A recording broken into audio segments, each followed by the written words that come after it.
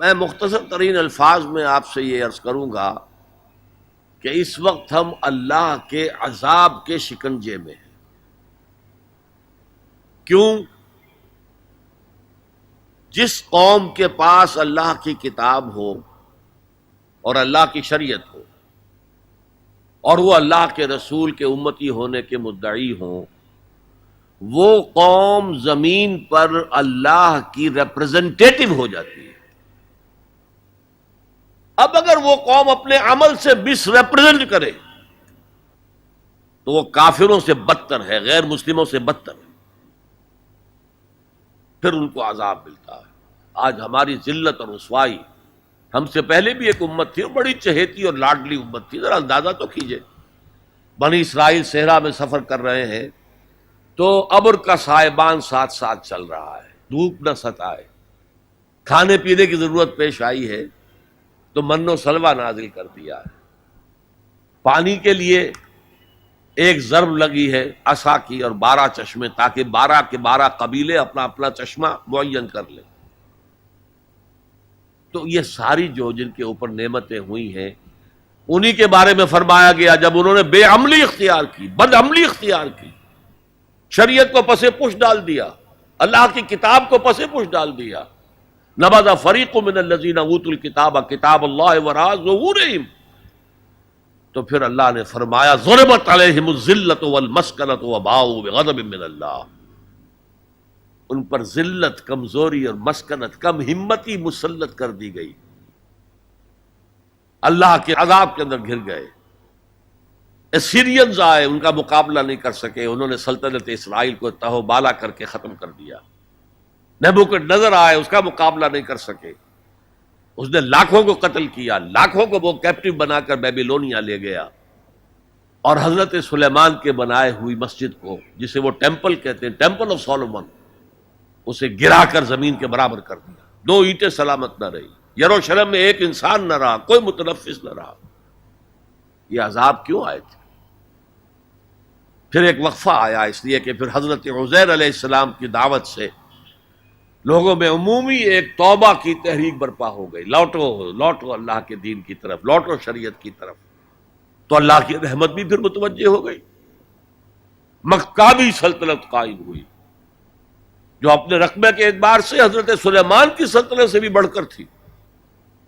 لیکن پھر دوبارہ ان کے اوپر وہی دنیا پرستی، شہوت پرستی، یہ ساری گندگیاں جب آ گئیں، مشرکانہ توہمات آ گئے،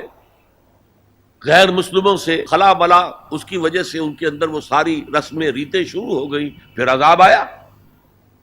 پہلے یونانیوں کے ہاتھوں رگڑا گیا ان کو، سکندر کے ہاتھوں، سلیوکس کے ہاتھوں، اور پھر رومنز کے ہاتھوں رگڑا گیا، یہاں تک کہ سن 70 عیسوی میں ٹائٹس رومی نے، کیونکہ انہوں نے بغاوت کی تھی ان کے خلاف، رومنز کے خلاف، تو حملہ کر کے 1,33,000 یہودیوں کو ایک دن میں قتل کیا۔ اور جو دوسرا ٹیمپل انہوں نے بنا لیا تھا، سیکنڈ ٹیمپل جس کو وہ کہتے ہیں، اس مکابی دور میں وہ حضرت سلیمان کا بنایا ہوا وہ معبد جو ہے وہ دوبارہ بن گیا، سن 70 عیسوی میں اسے پھر گرا دیا گیا، آج تک گرا پڑا ہے، 1934 برس سے ان کا خانہ کعبہ گرا ہوا ہے۔ یہ اللہ کا قانون ہے۔ جو امت کتاب اللہ اور شریعت خدا بندی کی حامل ہو کر اور طرز عمل اس کا مختلف اور برعکس ہوگا، وہ کافروں سے بدتر ہے اللہ کی نگاہ میں۔ اب علاج ایک ہی ہے، ہم کہیں کسی جگہ دنیا میں کسی سائزیبل ملک میں پورا اسلامی نظام، پوری اسلامی سیاست، پوری اسلامی معیشت، پورا اسلامی معاشرہ، پورا اسلامی قانون نافذ کر کے دنیا کو دکھائیں، and we should be able to invite the humanity at large, come and see with your eyes, this is Islam۔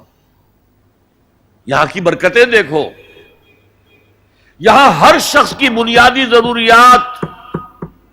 ریاست کے ذمے ہیں۔ یہ جو سوشل سیکیورٹی کا کام آج ہو رہا ہے، اسکینڈینیوین کنٹریز کے سوشل سیکیورٹی کا نظام جو ہے دنیا میں کہاں سمجھا جاتا ہے، ٹاپ پر ہے۔ پھر انگلستان میں ہے ان امپلائمنٹ الاؤنس، امریکہ کے اندر بھی ہے، لیکن یہ کہ سب سے پہلا سوشل سیکیورٹی کا نظام خلافت راشدہ میں ہوا ہے، جہاں ہر شخص کی جو بھی بنیادی ضروریات ہیں اس کی کفالت ریاست کے ذمے تھی۔ میں نے جو حال یہاں دیکھا ہے پاکستان میں کبھی نہیں دیکھا، جس طرح کی چھوٹے چھوٹے سے 4 فٹ 6 فٹ 7 فٹ کے ایک لکڑی کی بنی ہوئی کوٹھڑی کے اندر پورا خاندان آباد ہے، اور جبکہ اونچے اونچے محل موجود ہے سامنے۔ یہ عجیب ملک ہے، ڈیموکریسی میں بہت اونچا، لیکن سوشل سیکیورٹی کا کوئی نظام سرے سے نہیں۔ ہمارے ہاں پاکستان میں بھی وہ کوئی اسلامی نظام ہے جو زکوٰۃ ہے وہ پورا، اور بیت المال کا نظام قائم نہیں ہے جیسے کہ ہونا چاہے، پھر بھی کچھ نہ کچھ زکوٰۃ کا نظام جو قائم کر گئے تھے ضیاء الحق صاحب، اس سے کچھ نہ کچھ غریبوں کی مدد ہوتی ہے۔ تو بہرحال جب تک ہم دنیا کے سامنے اسلام کی نمائندگی نہیں کریں گے، صحیح اسلام کی اور کامل اسلام کی، اس وقت تک ہمارے حالات میں کوئی بہتری نہیں آ سکتی۔ هي الحلقات تحفظني بآيات من القرآن، هي الحلقات تملأني بحب المصطفى العدنان، هي الحلقات تحفظني